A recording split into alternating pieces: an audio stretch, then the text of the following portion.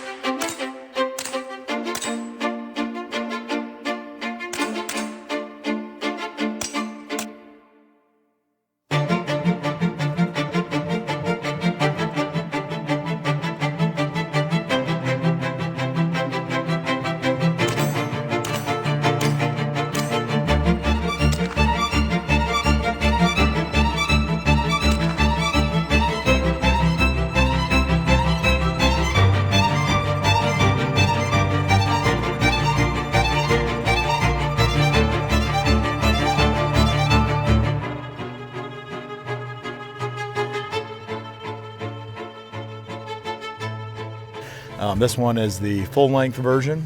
Just going to kind of go over, you know, what the rifle is, kind of what we think about it, that sort of thing. So this one right here, we've got outfitted with a primary arms SLX 1x with the ACSS 9mm Gemini reticle.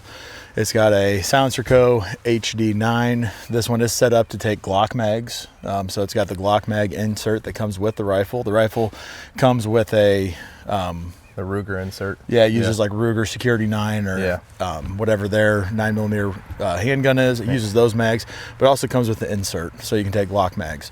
So this one's running the insert that takes Glock mags.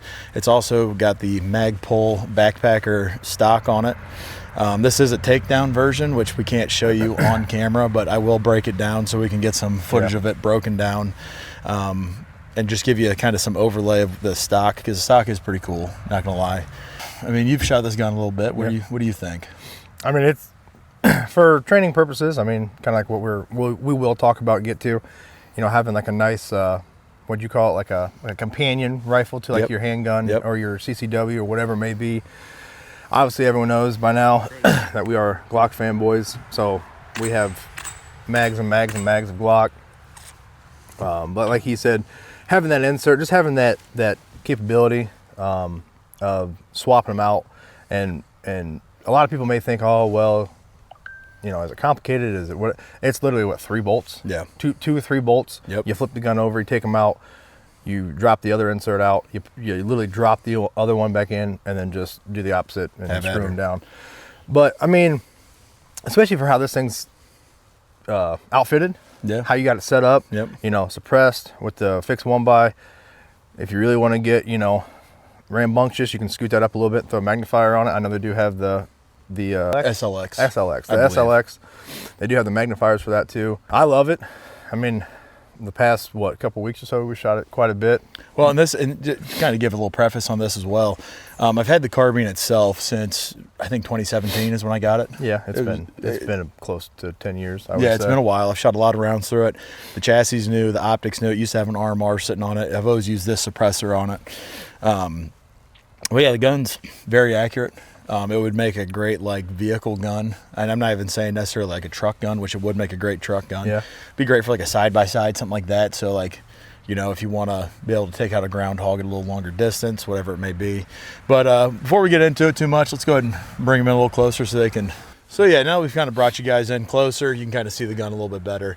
But like I said, I kind of picked the 1x with the that's a prism scope, so it's got an etched reticle in it. So even for like a get home rifle or, you know, a truck gun, whatever, even if you pick it up and the battery's dead, you still have the reticle etched in there, so that's kind of nice.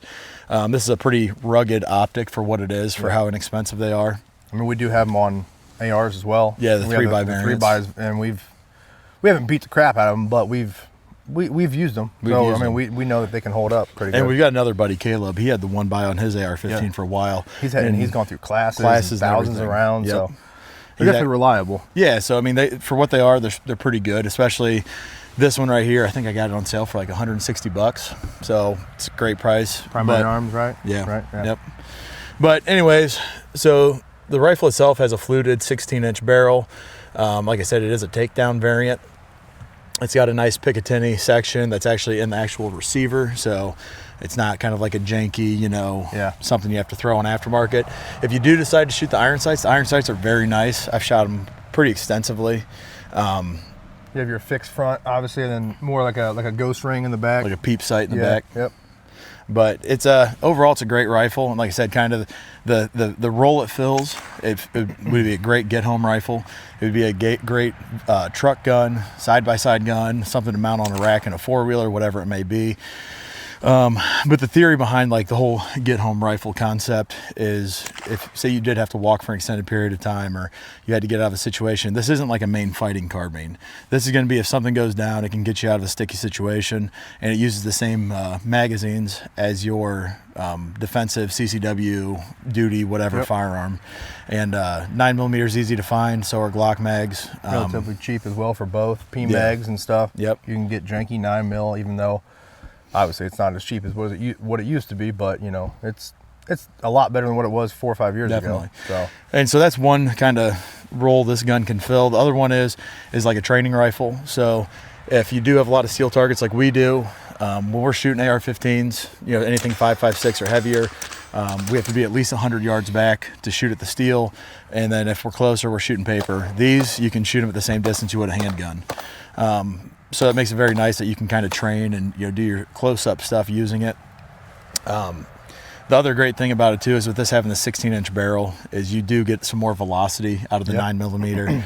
You can go online and you can go on YouTube on other channels and you'll see all kinds of ballistic data for different rounds, but you're getting roughly 357 Magnum velocities out of a 9mm using this length of barrel, so that's nice. And you'll even see here, we'll put it, you know, overlay background, you know, we are up about 100 yards or so away. Just over 100 yards. We're up on the porch shooting 100 yards at our red silhouette down here. Full-size IPSC. So, I mean, and we're planking almost every shot. Like, yeah, it may not, you know, your groups may not be, you know, 2-3 away, but if push came to shove, you're putting suppressive fire down, you're making them duck their head, you're still getting, you know, hits on target if you need to be. Yeah. So that's kind of just I'd say the theory behind this rifle. We can kind of show some different stuff just on the actual chassis. So right here in this portion, you pinch this, it comes out. It's got a little hollow tube that kind of comes up into here that you can put like a fire starter in or something like that. Maybe some extra batteries if you need them, or I mean, just something. Something to keep the weapon going. And then right here, you tilt this up, you've got the ability to throw a 21 round Magpul mag in here. Fits perfectly, so that's kind of nice. We'll just leave that there. Set that anywhere, be all right. And just for YouTube purposes, in case somebody's watching this, in this whole video for this and the other 9mm carbines we're going over here recently, we're using the largest magazine capacity we're using is 29 rounds. We've mainly used these 27 and 21 round Magpul mags, but I do have some 33 round Glock stick mags that I took the base plate off of so they can only hold 29 rounds. So for YouTube compliance, we're all Gucci. We're in regs. We're not using anything standard capacity. We're using minimized capacity. And just kind of reiterating with the magazines too, like obviously you guys see a few here, and then he had, so I mean you can use your, you know, your 15 round Glock 19 mags, your 17 round mags, you know, like he said, your 21 round, your all the way up to your 33 round stick mags, you know, put a base plate on it, you can carry more. Obviously 50 round Magpul drums. The Magpul drums also, which you're not going to see video on this, but I've used that in this carbine. It works great. Yep, it does run. I know there are some PCCs or even like maybe 9mm carbines or AR9s that are a little finicky with the AR mag, or with the different kinds of mags. The actual drum mag and stuff. But this one runs flawlessly. I mean, like you said, for the price of what this gun is and everything else with the ammo and the Glock mags and everything else, I mean, you really can't beat it, honestly. I mean, I'd say the gun itself usually goes for, I think the carbine goes for around $500. You can get the one with the full chassis system that has the, you know, the handguard that comes around with all the M-lock slots and stuff, and takes AR stocks. That one's usually a little bit more expensive, but still not terrible. And then they have the Charger version, which is very nice for what it is. And you can get those for usually around $650, $700. Like I said, you guys will see, obviously, you know, B-roll of us shooting it, you know, just how we run it, certain situations. We'll probably get some drills going up with it and stuff and everything. But just kind of peeking on some features of it too. You know, he already went over, you know, it is a 1/2x28 threaded. Sights, barrel, everything. This is, like I said, a new chassis that he did pick up. But it does have a pick rail on top. The charging handle is ambi, so you can take the bolt out. I know you guys really can't see it on this side, but it's literally just right here. But on this side, you take the bolt out, you can flip it. So if you want to charge it like normal, if you want to hit cool guy AK style, that's, you know, that's how I have my charger set up. Just plus, I didn't really feel like changing it. Well, also with your stock folding on the charger. Yeah, that's true. Yeah, you can't really fold it fully. It folds on the left hand side. And just two other things. It does have last round hold open, so that's pretty cool. Yes. And it is a cross bolt safety, so the safety's right here in front of the trigger guard. So if anyone that's ever ran a 1022 or Mossberg shotgun, Mossbergs or the Remington 870s, they know. Well, one of them has a Mossberg's on top. It's a rear tang. Yeah, and then the 870s are the underneath the trigger guard. So there's also a lot of shotguns that use cross bolt. Oh yeah, that's like the Beretta 1301 uses a cross bolt. I mean, that's like the universal safety, especially for when it comes to shotguns. But yeah, so like I said, we just wanted to go over this. You know, have our input on it. Like I said, he's had it for almost a decade now. Yeah. Put a lot of rounds through it, trained with it, shot with it, you know. But if you want, go ahead and break it down. All right, so this is the gun broke down, and this is how it pretty much would sit normally, like underneath the seat of my truck, something like that, because that is where this gun is now living, is underneath the back seat of my truck. So if you ever see my truck and you want to steal out of it, just remember, you might be able to get into it, but you might not get very far. So... But yeah, so this is how it's broke down with this chassis. It like kind of really clips in right here. So it's like a good compact package. My fingers are cold. Plus it's nice that you can, like I said, you have a 21 round stick mag ready to rock and roll in it. Which is convenient. I will say, like when he showed me that, when he first got this, it's kind of like, you know, this analogy is way the hell off, but it's kind of like a heated steering wheel on a truck. It sounds stupid. Until you do. And you don't need it. Yeah, until you have it. But it is like, nice. Like that. You can have one, you know, you can have it decked out, ready to go, and you can already have a mag ready to roll, and you have a backup. Or you just want to keep it super concealed. Yeah. You know, you don't have that mag protruding out. You have it back there concealed. You know where it's at. Not many people would probably even think to look back there. You know, if they, you know, along those lines. Plus, if you have it set up like this in some of your states, so like here in Ohio, how this gun sits right now, it's legal for me to carry in my truck. Because you're not allowed to have an NFA weapon affixed, or NFA item affixed to a firearm loaded in your truck. But this is not, this gun's broke down. It's a couple steps away from being ready to rip. So, and it also doesn't have a magazine loaded into it. So, I mean, there might be some gray area there, but with where we live, it's a very conservative area. You're not going to find a law enforcement officer that's going to try to rip you for it, as long as you have your paperwork for the suppressor and stuff. Which that is what sits in this for me, is I keep a copy of my tax stamp in the grip.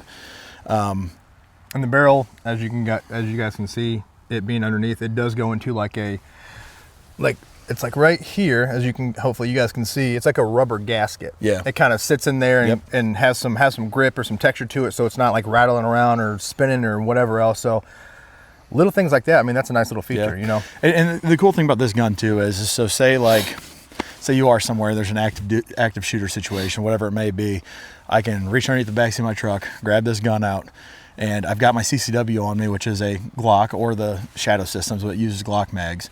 So I'm going to have at least one reload on my person. Be able to throw this gun together real quick, clip it together, pop that open, throw in a 21 round mag, charge it. If you get into a situation where you've got to reload, I can just reload from my concealed position, you know, my concealed carry firearm. Like more of like a quick reload. Yeah. Instead of pulling it off, you know, popping this open, grabbing this. So. Or trying to get into a bag, or not having to reload. So it's kind of a cool little concept rifle. And also the operating system of this is it's direct blowback. So it doesn't, it's like, you know, a lot of guys are going out and buying very expensive carbines that are direct blowback. And it's like, if I'm going to be spending the money, if I'm spending more than this, I at least want it to be delayed roller blowback, or, you know, something to help mitigate some of that recoil even more, have a better lockup system. But let's go ahead and get this pushed back. And But anyways, guys, so you've seen us do a little bit of shooting with it. It's probably been overlaid in this talking portion. We kind of talked about some of the main features: 16-inch barrel, takedown, last round hold open, delayed roller blowback, half by 28 threaded end on it, cross bolt safety. Just kind of an overview of the carbine itself. So, yeah, I mean, just like I said, we wanted to throw this one out here. It kind of goes in line with the 1022 in a way. And also some of our kits, some of our like Minuteman bags or get home kits. This will be, you guys will see this again in the level 3 tier 3 gear video we're going to be doing here shortly on like truck gear and side-by-side gear. You also see it in the carbine versus the pistol variant, the Charger versus the whole product overlay, because we have another video on the Charger that's coming out either before this, after this, whatever. It'll be around the same time. Yeah. But yeah, you guys will see both of those and it's not even a comparison video. It's not even. It's just kind of an like overview. Pros versus cons, yeah. Yeah, it's also just an overview of the Ruger PCC lineup. Yeah, but yeah, it'll be around the same time. Like I said, these videos will probably drop back to back, or whatever. A lot of hype, or it's a big subject right now with, obviously this isn't, PDW. Like the PDW or PCCs in general, or AR9s. Well, this is a PCC, pistol caliber carbine. Yeah, I'm just talking about the smaller, but it's the same thing, just, in a full-size version. But, there's a lot of hype around, like you said, your PDWs, the PCCs, your AR9, just your 9mm platforms besides obviously your pistols. We have our own thoughts and information on it, to where it might click or it might register to your normal civilian. So hopefully you guys did enjoy our version of it. But as always, we do appreciate everything. Keep those likes, comments, and subscriptions going. Turn on the notifications. The first episode of your daily dose podcast is out. Hopefully you guys have seen it. If not, it should be the last or the video before that. Yeah. Go ahead and watch that out. It is a little over an hour. I know majority of the people don't want to listen to us talk for an hour, but if you just want to go check it out, peek it. You might like it. You might like listen to it for an hour. A lot of good information. We talk about SHOT Show, we talk about Gen 6 Glock coming out, we talk about the tax stamp, how that went away.